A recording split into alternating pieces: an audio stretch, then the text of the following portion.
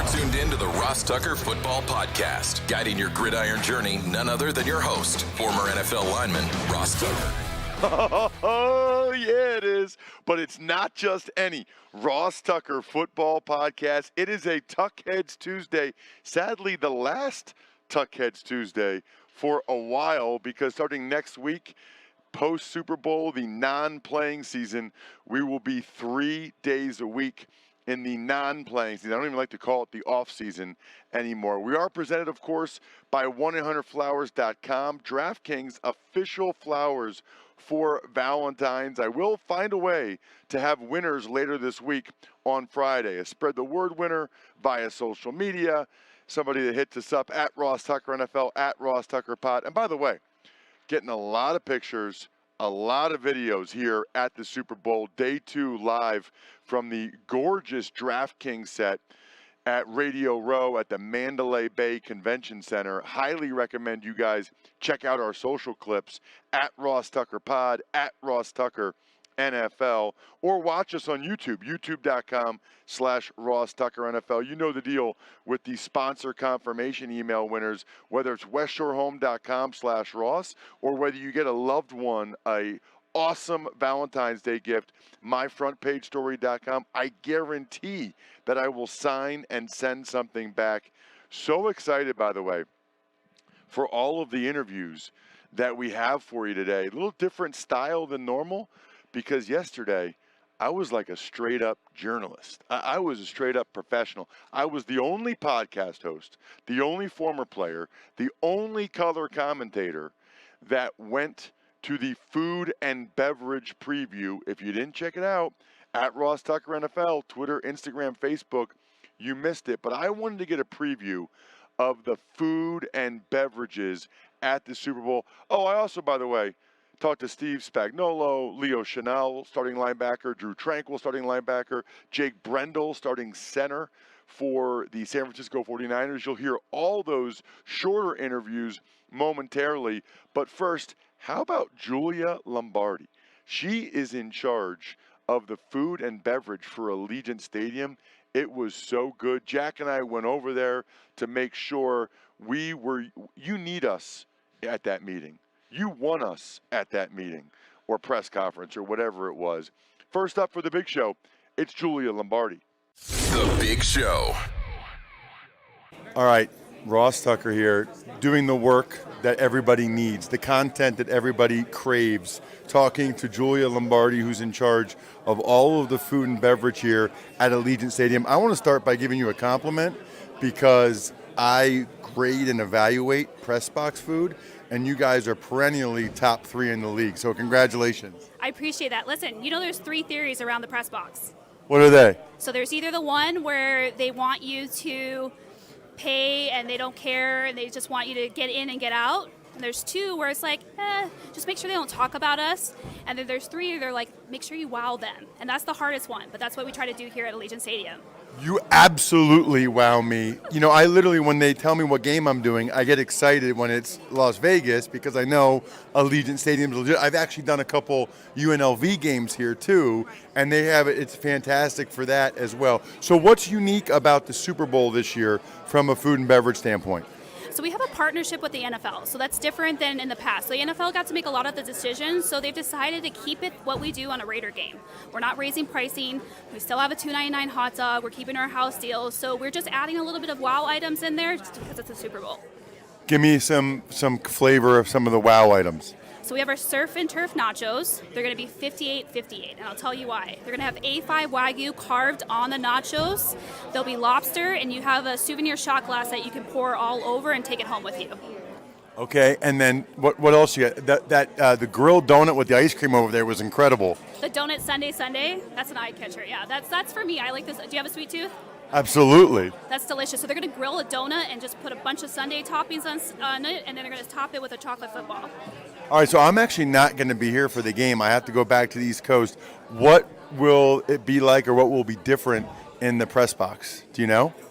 The press box, listen, you said it, we do a really good job. It will be very similar to what you see at a Raider game. So yeah, we're going to keep it kind of status quo. We do a good job. Press are hard. They beat us up quite a bit on the food side of it, but we're definitely going to press them, and there's just so many more.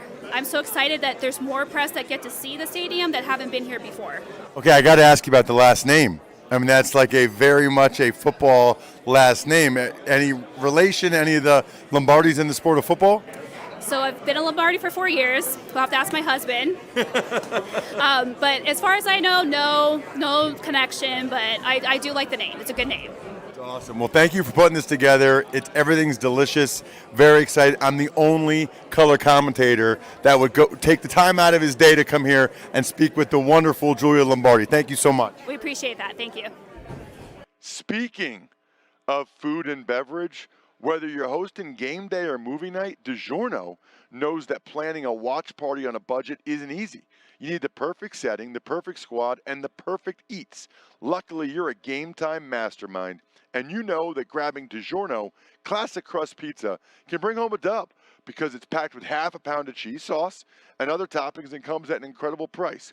Make the game-winning call and grab a DiGiorno classic crust pizza from the grocery store today. It's not delivery. It's DiGiorno, and you know, by the way, I have not had any daddy sodas the last couple nights. That ends tonight. Do what I'm going to do tonight. Drink some Labatt Blue Lights with friends or probably colleagues. Live life to the power of we. Always enjoy responsibly. Beer, Labatt USA, Buffalo, New York. It was great to get some one-on-one conversations at opening night last night with so many different players and coaches. We'll sprinkle them through the rest of the week, but I started with the guy who might have been the best assistant coach in the NFL this year, Chiefs defensive coordinator, Steve Spagnuolo. All right, first question, Spags. Will I see you at the Jersey Shore, Avalon, or Stone Harbor at all this summer, do you think? You can bank on that. I'll get there at some point. I got to go see the in-laws, and then if we get invited, which I hope we will. They're coming to the Super Bowl, so I think I'll get invited to that. Oh, that is awesome. Yeah. So all of a sudden, you're a genius this year. What did you change? What's different, if anything? Well, it's different as a players. I mean, we've had some new guys. I mean, we got experience that we didn't have last year, right? And then you add to that the guys that Brett Veach brought in, Drue Tranquill, Charles, we brought in Mike Edwards from Tampa Bay. Those additions, along with the guys that we had and the fact that we were in the system for the second year, these young guys, I think made all the difference in the world. Man, a bunch of the young guys have really panned out. Yeah. I mean, it's unbelievable, all over the place. Yeah, and I this is probably the highest number of high cerebral defensive players I've been around. To a man, they get football, they love football, they're passionate about it, and they love being around each other. And so usually that's a recipe for some good football. So I had Drue Tranquill on my show in the offseason, and he signed a decent contract with you guys, but more or less to be a backup. Yeah. And then he's played a lot this year and played really well. What does it say about Veach and the organization that they'll spend that kind of money to bring in a guy like Drue who, at first glance, you think, well, we got Willie and Nick. We don't necessarily need him. Yeah, no, listen, we're real fortunate to have gotten Drue, especially what happened with Nick and losing him for those games. We don't consider Drue a backup. Right. In our mind. And Willie the last two games, too. Yeah, and he filled in for Willie, too. So that tells you all you need to know about him. And I'm happy as heck we got him. I'm happy for him that he got to enjoy in this experience. Hopefully it can culminate in a win and he can get himself a ring, too. So I know all you care about is the Super Bowl and the Chiefs, but you're still only 64 years old. I didn't hear your name for one interview. Yeah. The Rams was a long time ago, and it was not a very talented team. Why do you think your name isn't mentioned for some of these openings? Listen, I'll leave that up to the people that make all those decisions. I do know that, and it's happened with all our assistants here that are looking to get coordinator jobs, when you go on these playoff runs and typically organizations really don't want to wait. They want to get going on the next season. So it's a blessing and a curse a little bit at the time. But listen, God's in control, and if that's in my future, that'll be great. And if not, I'm pretty lucky man right now. Steve, thanks so much for the time. Really appreciate it. Yeah, thanks. Appreciate it, Ross. Great talking with Spags, but you're going to like this interview even more. Leo Chenault, this is the one that might go viral. This guy was incredible on multiple levels. Check out number 54 for the Chiefs, starting linebacker, Leo Chenault. All right, I got Chiefs starting linebacker Leo Chenault. By the way, I'm really close with the Rucci brothers. Oh, yeah? So they told me that about you when you were at Wisconsin. Some story like Are you from like a farm way in Wisconsin or something? Tell me about They're that. giving you fake news. Yeah, I mean, we grew up on a lake out in the country. My dad had like 200 acres, but I wouldn't say it's a farm. My dad had some weird animals for sure, but not a farm. I mean a mini farm. You had to with 16 kids, you know, so something like that. All right, so 16 kids. Let's start with that. Like 16 brothers and sisters. Yeah. Same mom, same dad.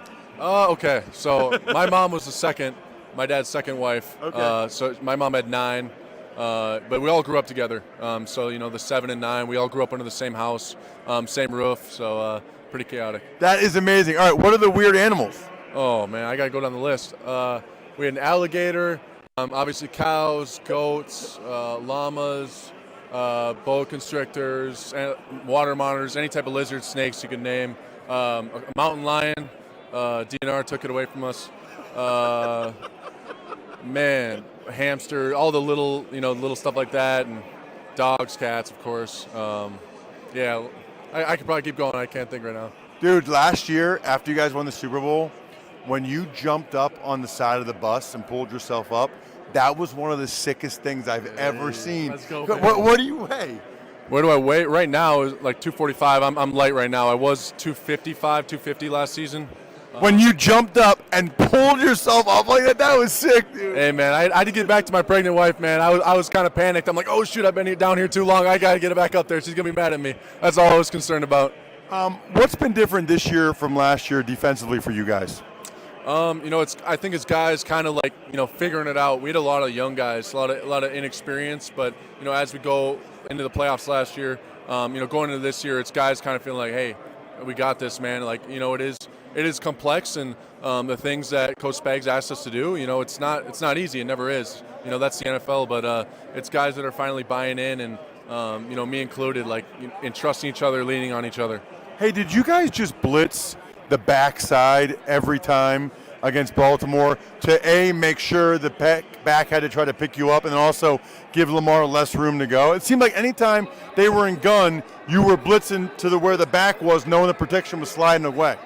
Sure. I don't know if we had that like specifically, but you know, any way we can contain Lamar in that way, like he's the most dangerous player in open space. You know, at least for a quarterback, and you know, props to him. He had a great season, and it was cool playing him. You guys were killing the backs trying to pass protect you. You got the guy real bad the one time, and then Lamar, I know that was agonizing to you. I know how strong you are, man. That's impressive that he was able to kind of shrug you off. Yeah, you know, it's one of those you look back on, you know, I'm going to regret for a long time. You know, you just got to make it. And that's one of the things we were told going in the game. Like, that's one of his escape moves is going down. And, you know, I'm just coming off the block, and I'm just thinking, like, oh, you know, I got to get it. And, you know, you got to really hone in on the details, even in that, like, 1 to 10 millisecond thing where you got to think, like, you can't just be like, oh, T-bone steak, I got to go grab it. Like, you got to really slow down and like trust your details and everything. Leo, thanks so much for the time, man. Appreciate it. While we're talking to starting linebackers for the Kansas City Chiefs, we might as well get our guy Drue Tranquill in here. He was obviously fantastic when he joined us in the offseason and talked about going from the Chargers to the Chiefs. Had to catch up with him briefly, at least, at the Super Bowl. All right, we're back with my guy, Drue Tranquill, who joined me in the offseason. It's so wild now to have that conversation. I'm going to be honest with you. You still seemed a little upset and hurt at the time that the Chargers didn't really want you. When we talked, that was like right after free agency, and everything that you talked about worked out the way you were hoping it would. Yeah. Well, I'm still a little upset, Ross. I carry that chip. I think anytime like somebody doesn't believe in you or doesn't see the same value maybe you see in yourself, it gives you an edge, it gives you a chip to kind of keep going. But this is wild, man. I mean, look around. This is it's incredible. It's a blessing to be a part of. Well, and I'm so happy for you too is, you know, you went there. They have other good linebackers, Bolton and Willie Gay. You knew that. You talked about that. But with Nick going down earlier and then Willie the last couple games, you got a huge opportunity. You were balling, man. I mean, you made the most of it. It's got to be a little bit different than when you were with the Chargers and you were always starting. Yeah. Is it harder when you're not necessarily knowing you're going to be out there to still perform at that high of a level? Well, I've found like throughout my career, Ross, that whenever like I'm in a situation where it's competitive and like I'm not guaranteed a starting spot, like I excel so much more as a player and I get so much better in that period of time. I knew coming here, like, we have great guys in our room. You talked about Nick Bolton, you talked about Willie Gay. We got Leo Chenault, Jack Cochran, Darius Harris, Cole, like all the guys we have, the rookie Cam Jones, like we got a deep room. And whenever you're competing to make valuable snaps, get snaps for your team, I mean, it makes you better as a player. It just does. I know you probably get asked this all the time. Biggest difference between the Chargers and the Chiefs? Now you've been with each organization for at least a year. Yeah, I'd say leadership at every level. I think from the ownership to the management to the coaches to the players, like I feel like at the Chiefs, like the leadership at each level, the championship experience. Coach Reed, for example, he's just a man of so few words. Like his team meetings are a minute to maybe 3 minutes long on a long day, but the message he's just able to drive home and the buy-in he's able to get from his guys is something that I haven't necessarily been a part of in the past. It's just been cool. What's the biggest challenge going against a team that is so good with the in-breaking routes from the receivers, the tight end, and the running back out of the backfield? Well, I think they just do such a good job, Ross, of marrying their run plays to their pass plays. Right. Everything looks the same. It's hard to get a beat, and they really take advantage of those guys on the second level, maybe getting downhill too fast and then throwing the ball in behind them. It's just going to be a challenge. Coach Shanahan's a great coach, puts those guys in a good position. Brock's an incredible thrower of the football. He's an incredible decision maker, takes care of the football, and then they've got weapons all over the field, man, and they're physical. And so it's going to be a good challenge. I'm excited. Have fun, man. Yeah, thanks, Ross. All right, well, it can't be all Chiefs in this show, so I got plenty of time with the starting center for the San Francisco 49ers. Just an incredible story, Jake Brendel. All right, I got the Niners starting center here, Jake Brendel. Dude, I'm so pumped for you to go from where you were to the starting center in the Super Bowl. Take me back. How many times did you get cut or practice squad to get to this point? Yeah, I mean, I started my career undrafted in Dallas. They ended up signing me to their practice squad, and then I got cut from there due to injury in 2016. And then Coach Furster picked me up in Miami, and I was there for 3 seasons. That was the best. I mean, obviously that was active or practice or back and forth. I started on practice, and then I got elevated to active. At the end of 2016, and then the next 2 years were active, but I never really saw the field. I was Mike Pouncey's backup, and then I learned a lot from all of the guys in front of me. Made sure not to, if the coach wasn't talking to me, but he was talking to the guy like ahead of me on the roster, I made sure to listen to that as well, just because you never know. Be a sponge and absorb as much as you can. And then there's kind of some like 2 weird years. 2019 didn't really have any work, and then 2020 I opted. What do you mean didn't really have any work? Yeah, I mean, never got picked up. Never got picked up really. I was on the roster for training camp in Denver, and then the Ravens picked me up for one week when their starter went down. But that was it really in 2019, and then 2020 was a strange year with all of the coronavirus stuff, and I ended up opting out there. And just focused on being in the best shape of my life coming back into 2021. For 2021. And the Niners signed you? Yeah. Was Chris there? Yeah. So. And then that year, did you start or just made the team? I just made the team, and then I was backing up Alex Mack, another great player. Right. Learned a ton from him too. I mean, he kind of originated a bunch of stuff in the wide zone, and he taught me a lot of stuff. Like, give me one example. Just how to use your hat in wide zone as like another arm. That's something, you throw your hat across, just gives you a lot more leverage in wide zone. So he kind of taught me how to do that, which was great. I never really tried to do that much. You kind of do the same drills as guards as a center, but you're closer to the defense. Yeah. So you really do have to do a little bit different technique as guards do in a wide zone running specifically.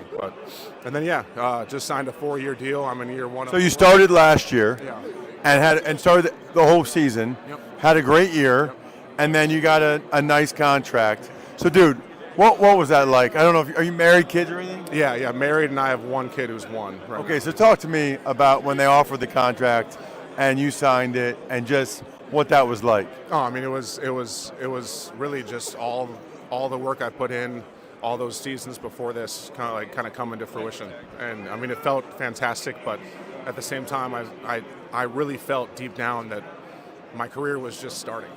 Like, I have so many years in the bank because I never really saw the field. I didn't get the wear and tear that other players of my age got, and I really feel like, that's why I was completely fine signing a 4-year deal, because I feel like I can easily play much more than that. I was going to say, Jake, not many guys do what you've done. Like, I think I started 25 games my first 4 years, had a back surgery, never started again. Like, I stuck around for a few more years, but I was never able to get back as a starter. Yeah. For you to go that long, how old were you when you started your first game? I started a few games in Miami due to injury, only 2, but yeah, I was 27. Wow. And now you're starting the Super Bowl. Yeah. So take me through your emotions of what that'll be like, and even just having the family come and everything. Yeah, I mean, it's the best show on turf. I feel like it's unbelievable. I mean, just from all of the amazing things that we've seen already this week, and like the one day we've been here, just really being here, just seeing all of the fans in the stands is just great. I just feel like there's just more to come, and I know it's going to be awesome, and I'm just going to try and embrace it. So the Chiefs have a really good defense. What jumps out to you about them? Yeah, I mean, 95 obviously is their guy up front. You got to have a plan with that guy, or he can definitely be a game wrecker.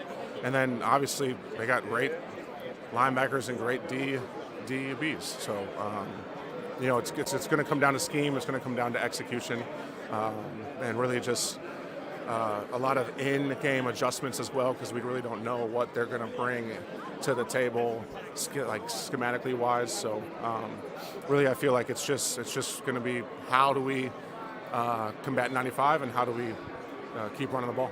Awesome, man. Have fun. Good luck. Thank you. Heart disease is the #1 cause of death in the U.S. due to the often invisible risk factors. 1 in 5 heart attacks occur with no recognizable signs or warning. Moreover, having conditions such as diabetes or high blood pressure can increase your chance of a heart attack by up to 2x. With the big game upon us, heart attack risk can more than double when your home team is playing. We're encouraging all sports fans to learn about their personal heart risk factors so they can keep their hearts in the game. To help educate on those risks, Bayer Aspirin created the Bayer Aspirin Heart Risk Assessment Tool. The tool quickly assesses an individual's personal risk of developing cardiovascular disease so that they can discuss their heart risk factors with a healthcare professional as part of ongoing health management. Learn more and assess your risk factors at checkyourheartrisks.com. Tuck's Takes. All right, Ross, the NFL announces the Eagles. They're going to be the home team to kick off the season Friday night in Brazil. That is wild, and I'm going to have a lot to say about that on today's Ross Report. I do that now weekly in the offseason on social media at Ross Tucker NFL, talking about the birds for all my Eagles fans. I'm very passionate about spreading the word about American football globally, so I love this. I think a Friday night when there's high school football games is an interesting element to this. And obviously, Eagles fans probably not thrilled that they're losing a home game, but they have 9 next year, so they still have 8 at home. 49ers, they are not happy if their practice field conditions at UNLV during Super Bowl week. No, they're not. And I'm going to make that, Jack, my Labatt Take of the Week, presented by Labatt Blue Light, the pristine Canadian Pilsner. Enjoy your beers together so you can live life to the power of we. Always enjoy responsibly. Beer, Labatt USA, Buffalo, New York. I want to like the 49ers. I think George Kittle seems like an awesome guy. I know Kyle Juszczyk's a buddy of mine. Love him. Big fan of John Lynch. I like Kyle Shanahan personally. They got to stop with the complaining all the time. I mean, it's Tuesday morning. We've already heard Nick Bosa complaining that the Chiefs' tackles hold a lot. Now they're coming out and complaining about the field conditions for their practice conditions over at UNLV. I mean, there's a reason why people call them the 40 whiners. It's annoying. And I know what Kyle Shanahan said last night. We're fine with it. No. I know that game. You don't get to leak behind the scenes that you're not happy about the practice field conditions and then publicly say, no, it's fine. They could be a very likable team with Purdy and Kittle and McCaffrey and obviously Juszczyk. They just make it really, really hard to be likable. A lot of coaching news to get to, including Steve Belichick's hired by University of Washington as defensive coordinator. The Commanders are hiring Joe Witt Jr. as DC, and the Giants are signing Shane Bowen as their DC. None of those really jump out to me other than Belichick not coaching with his dad for the first time and being in college, which is a totally different ballgame. Speaking of dad, the Seahawks hired Jay Harbaugh as special teams coordinator instead of him going with his dad to the Chargers. Bucks hired Kentucky offensive coordinator Liam Cohen. Saints targeting Niners pass game coordinator Clint Kubiak as their next offensive coordinator. The Dolphins to hire Ravens D-line coach Anthony Weaver as the new DC. Other than that, I think we're done here. Thanks for tuning in to the Ross Tucker Football Podcast. Make sure to also check out Even Money, Fantasy Feast, and College Draft, all on the DraftKings Network on Samsung TV Plus, YouTube, or subscribe to the podcast on your favorite platform. Shout outs to myfrontpagestory.com.